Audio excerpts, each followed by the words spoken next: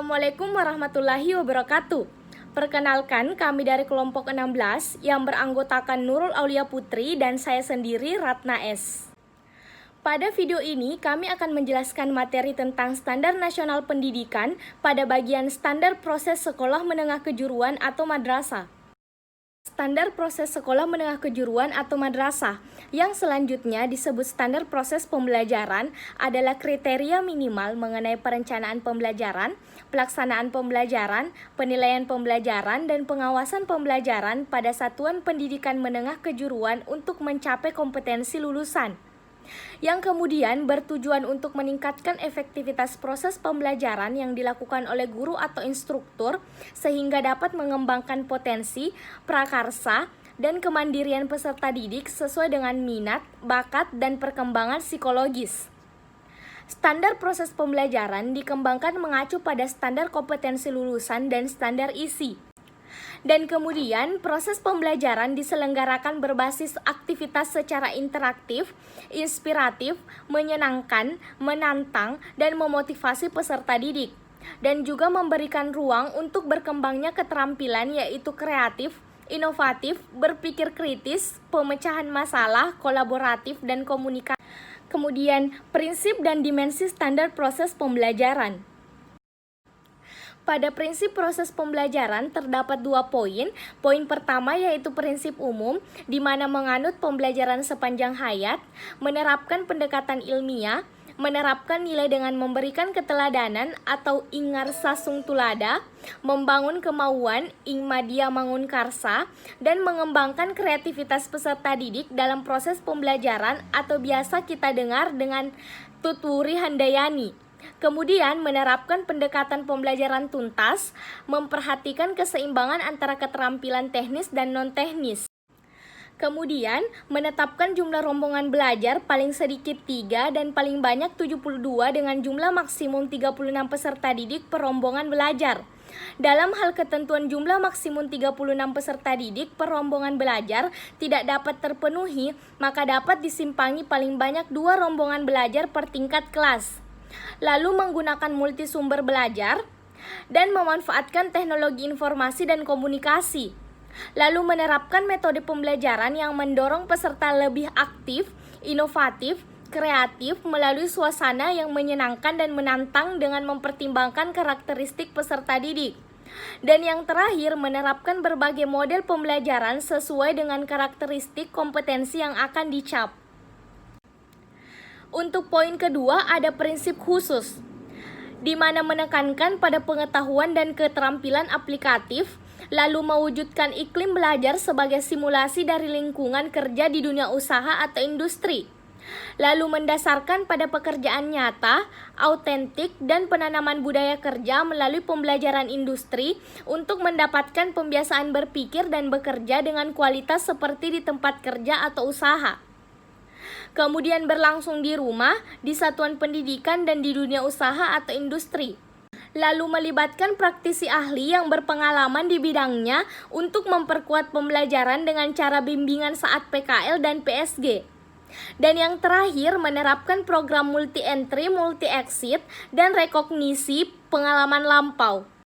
Lalu ada dimensi proses pembelajaran.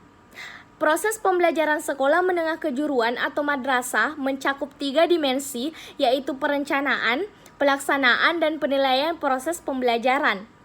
Perencanaan pembelajaran disusun oleh RPP atau perangkat pembelajaran lain yang mengacu kepada silabus dan kurikulum berdasarkan standar isi dan standar kompetensi lulusan.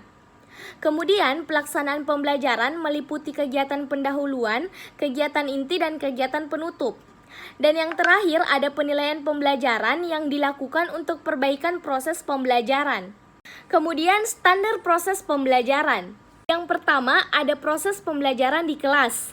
Seperti yang dijelaskan sebelumnya bahwa proses pembelajaran mencakup 3 dimensi. Yang pertama ada perencanaan, di mana guru atau instruktur membuat perencanaan pembelajaran dalam bentuk RPP yang mengacu kepada silabus yang dikembangkan oleh sekolah menengah kejuruan atau madrasah dan kurikulum.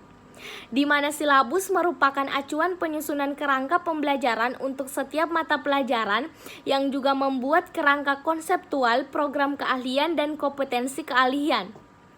Lalu ada rencana pelaksanaan pembelajaran atau biasa kita dengar RPP yang dikembangkan dari silabus dan bertujuan untuk mengarahkan kegiatan pembelajaran peserta didik dalam upaya mencapai kompetensi. Lalu pada dimensi kedua ada pelaksanaan yang terdiri dari kegiatan pendahuluan, di mana pelaksanaan kegiatan pendahuluan ini guru atau instruktur menyiapkan peserta didik secara psikis dan fisik untuk mengikuti proses pembelajaran, lalu memberikan motivasi belajar kepada peserta didik secara kontekstual, lalu melakukan aktivitas yang mengaitkan pengetahuan sebelumnya dengan materi yang akan dipelajari, dan menjelaskan tujuan pembelajaran atau kompetensi yang akan dicapai. Dan yang terakhir, menyampaikan cakupan materi dan penjelasan uraian kegiatan sesuai silabus. Saya Nurul Aulia Putri akan menjelaskan materi penjelasan selanjutnya. Bagian B, kegiatan inti. Guru atau infrastruktur menggunakan model pembelajaran sesuai karakteristik kompetensi untuk mencapai tujuan pembelajaran dengan memanfaatkan bahan ajar yang tertuang dalam RPP. Guru atau infrastruktur mendorong peserta didik belajar aktif dengan memberi kesempatan bertanya, menyampaikan ide atau gagasan, pendapat, berdiskusi, atau bentuk lain yang memotivasi belajar. Bagian C, kegiatan penutup. Pada kegiatan penutup, guru atau infrastruktur dan peserta didik baik secara individu maupun kelompok. Yang pertama, melakukan refleksi seluruh rangkaian aktivitas, pembelajaran, hasil, dan manfaat yang diperoleh. Yang kedua, memberikan umpan balik terhadap proses dan hasil pembelajaran. Yang ketiga, merencanakan kegiatan tindak lanjut. Dan yang keempat, menginformasikan rencana kegiatan pembelajaran untuk pertemuan berikutnya. Yang ketiga, penilaian proses pembelajaran. Penilaian proses pembelajaran merupakan penilaian terhadap pelaksanaan pembelajaran untuk perbaikan. Hal-hal yang perlu diperhatikan dalam penilaian proses pembelajaran adalah sebagai berikut. Bagian A, penilaian sebagai bagian dari proses pembelajaran.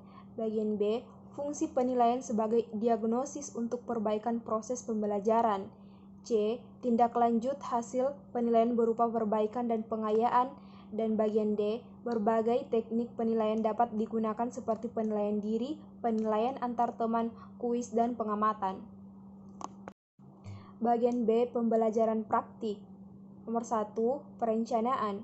Guru atau infrastruktur menganalisis karakteristik keterampilan yang akan dicapai peserta didik. Yang kedua, pelaksanaan. Bagian A, guru atau infrastruktur memberikan contoh dengan melakukan demonstrasi keterampilan kepada peserta didik.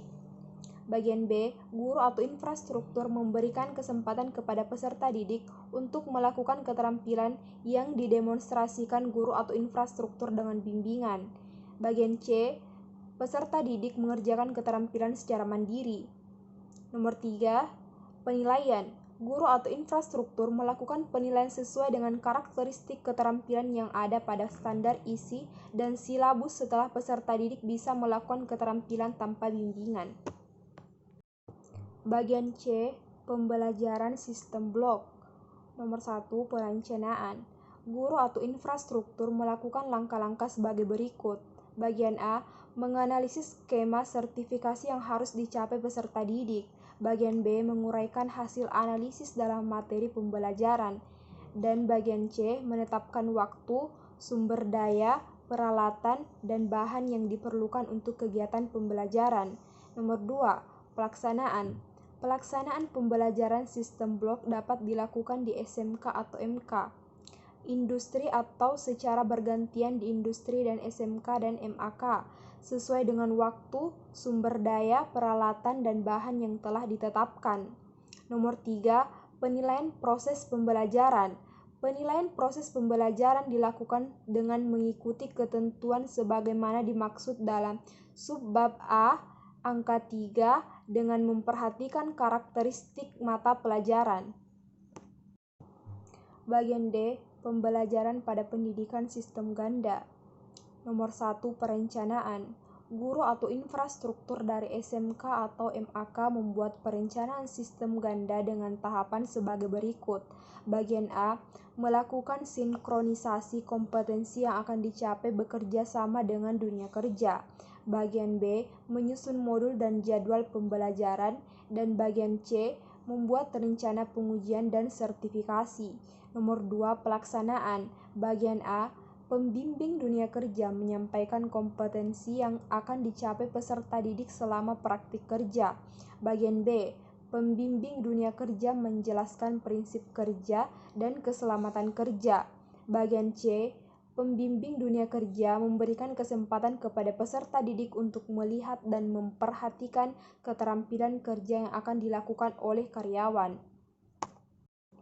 Bagian D, memberikan kesempatan kepada peserta didik untuk melakukan pekerjaan sesuai dengan kompetensi yang ingin dicapai dengan mengikutsertakan pada kelompok kerja karyawan.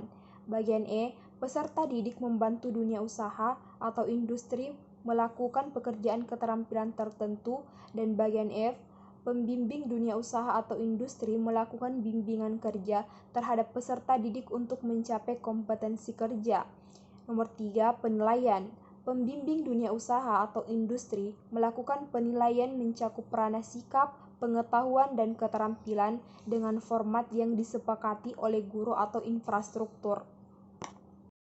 Oke, demikian dari presentasi kami kali ini. Semoga apa yang kami sampaikan dapat bermanfaat bagi kita semua. Jika kami merasa ada kekurangan dan kesalahan, kami minta maaf karena kesempurnaan hanyalah milik Allah Subhanahu wa Ta'ala. Dan setelah ini kami akan membuka sesi tanya jawab. Sekian dan terima kasih. Wassalamualaikum warahmatullahi wabarakatuh.